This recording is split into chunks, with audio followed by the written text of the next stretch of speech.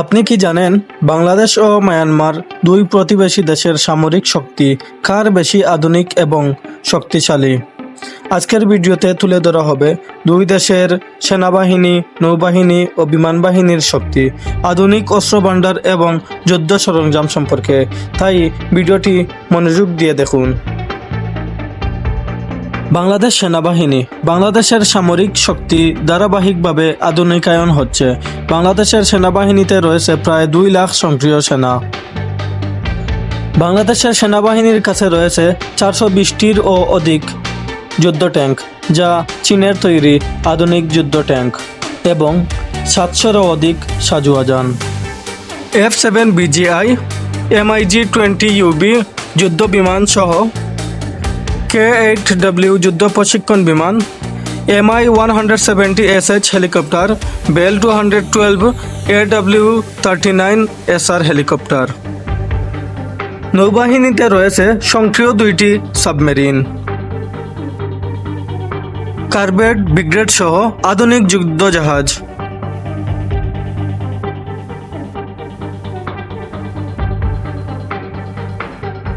Force গোল 2030-এর অধীনে আধুনিক যুদ্ধ সরঞ্জাম ক্রয় ও উন্নয়ন চলছে বাংলাদেশ সেনাবাহিনীর।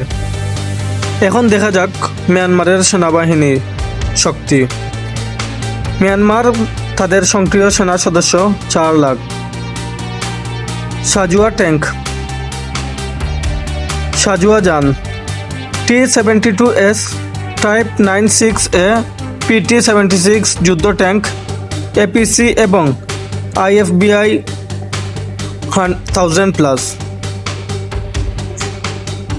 JF-17 থান্ডার যুদ্ধ বিমান, ARC-130, MiG-29, Mi-35 attack helicopter, Mi-17 helicopter. নৌবাহিনীতে রয়েছে তাদের সক্রিয় একটি submarine, frigate, corvette, landing ships. জনসংখ্যায় মিয়ানমার এগিয়ে, তবে বাংলাদেশ আধুনিক অস্ত্রের দ্রুত এগিয়ে যাচ্ছে। মিয়ানমারে JF-17 থান্ডার এবং UK-130 আধুনিক হলেও বাংলাদেশের নতুন প্রজন্মের যুদ্ধ বিমান সংগ্রহের পরিকল্পনা রয়েছে। বাংলাদেশ এগিয়ে রয়েছে 2টি সাবমেরিন এবং সক্রিয় মিসাইল কারভেট ব্যবহারের মাধ্যমে।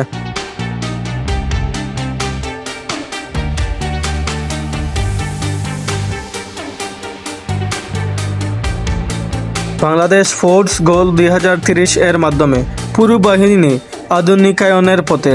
মিয়ানমারের রয়েছে কিছু পুরনো সোভিয়েত ও চীনা নির্ভরযোগ্য প্রযুক্তি। সামরিক শক্তির দিক থেকে মায়ানমারের সংখ্যায় এগিয়ে থাকলেও আধুনিক এবং প্রযুক্তির দিক থেকে বাংলাদেশ ধীরে ধীরে নিজেকে এগিয়ে নিয়ে যাচ্ছে। তবে দুই দেশের মধ্যে শান্তি ও স্থিতিশীলতাই কাম্য। ভিডিওটি ভালো লাগলে লাইক, কমেন্ট ও সাবস্ক্রাইব করতে ভুলবেন না, এবং পরবর্তী কোন দেশের এবং কী নিয়ে আপনারা বিশ্লেষণ চান সেই সম্পর্কে আপনাদের মূল্যবান কমেন্ট করবেন। ধন্যবাদ সবাইকে। আসসালামু আলাইকুম।